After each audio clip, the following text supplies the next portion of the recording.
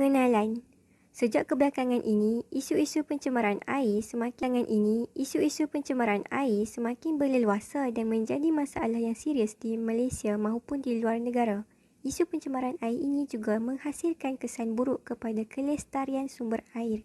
Bukan hanya itu sahaja, tumbuh-tumbuhan dan organisma hidup, kesihatan penduduk-penduduk dan ekonomi juga turut terkesan dengan pencemaran air ini. Jumlah sedia ada air turut berbeza dengan ketara disebabkan kos perubatan air yang tercemar sangat tinggi dan terdapat kes-kes di mana air yang tercemar tidak mudah untuk dirawat. Akan tetapi, sejumlah sumber air yang terdapat di lembangan tidak menjaminkan bekalan yang mencukupi untuk semua pengguna kerana pencemaran sungai. Pertambahan aktiviti penduduk dan kehidupan bandar disebabkan oleh pembangunan di daerah kawasan. Masalah pencemaran air ini semakin meningkat, semakin berbahaya dengan laporan menunjukkan tren menurun dari tahun ke tahun. Walau bagaimanapun, pencemaran air ini bukanlah masalah alam sekitar yang baru sahaja wujud baru-baru ini, kerana ia adalah sinonim kepada urbanisasi dan modernisasi. Sumber air tawar Malaysia menyumbang kira 97% daripada jumlah bekalan air. Malaysia dikurniakan jumlah air yang banyak dan juga sumber air yang banyak.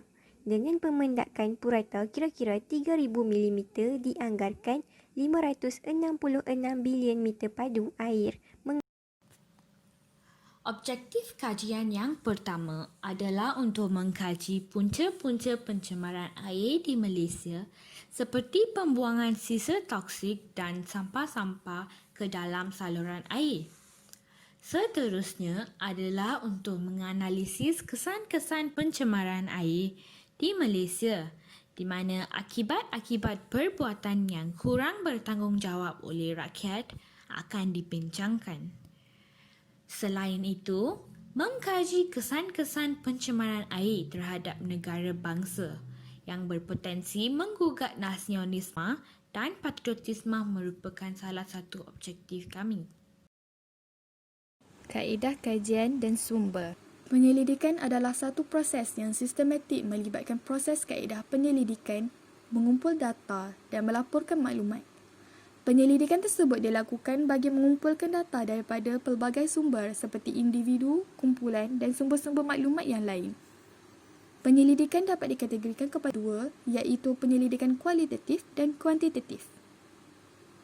Penyelidikan kualitatif adalah kajian yang melibatkan proses pemerhatian dan tidak memerlukan bilangan responden yang banyak.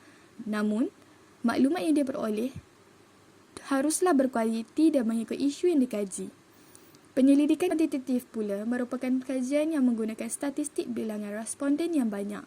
Data-data yang diperoleh melalui penyelidikan kuantitatif perlu diukur bagi membuktikan kebolehpercayaan dan dapat digunakan bagi membuat penyelidikan terhadap kajian yang dijalankan. Kajian dapat dijalankan berdasarkan bahan yang telah diperoleh daripada sumber primer dan sumber sekunder. Sumber primer merupakan sumber atau data asli yang telah dikumpul oleh penyelidik. Sumber ini dapat diperoleh dengan melakukan kajian lapangan seperti soal selidik, pemerhatian dan temu bual. Sumber sekunder pula merupakan data yang telah sedia ada atau yang telah dikumpul oleh pengkaji lain bagi tujuan penyelidikan. Data tersebut perlulah sesuai dengan kajian yang dilakukan bagi menjawab persoalan kajian dan sebagai bukti kepada kajian yang telah dilakukan.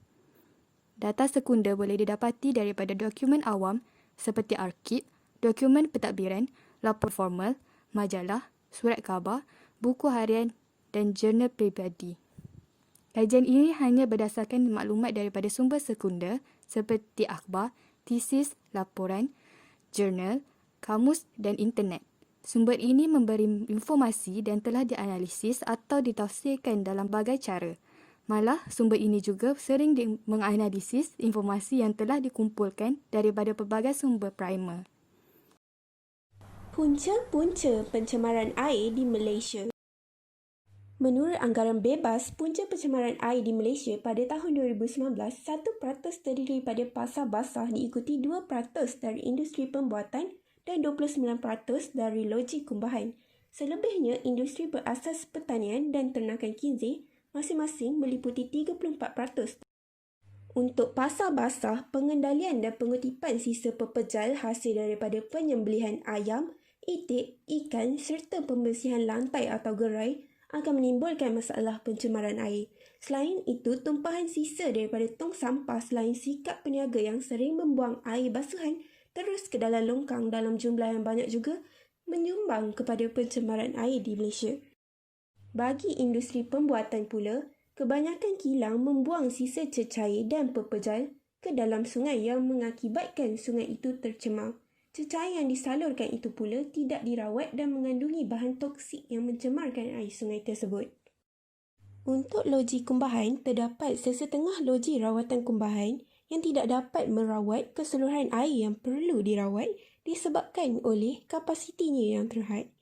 Selain itu, loji rawatan kumbahan yang tidak diselenggara dengan sempurna disebabkan oleh kosnya yang tinggi juga menyumbang kepada punca pencemaran air di Malaysia.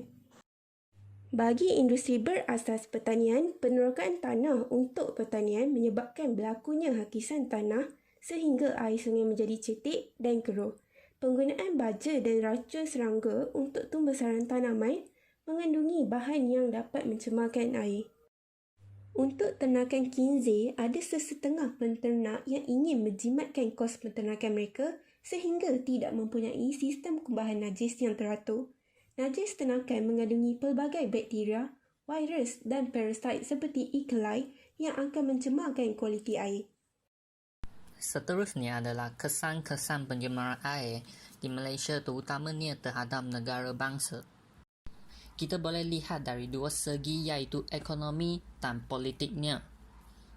Yang pertama adalah dari segi ekonomi. Apabila pencemaran air berlaku, kualiti air bawah tanah terjejas lalu menyebabkan sebahagian tanah beracun dan sukar untuk aktiviti pertanian. Hasil-hasil tanaman pasti akan menurun dan ekonomi negara kita yang amat bergantung kepada sektor pertanian ini akan menjadi tidak stabil. Pendapatan dan kualiti hidup rakyat semakin rendah dan merosot. Memang tidak dapat dinafikan bahawa kebanggaan sebagai rakyat akan secara tidak langsung menurun dan seterusnya menjejaskan pembentukan negara bangsa yang memerlukan semangat patriotik rakyat yang kukuh ini. Seterusnya, kesan kedua adalah dari segi sistem politik.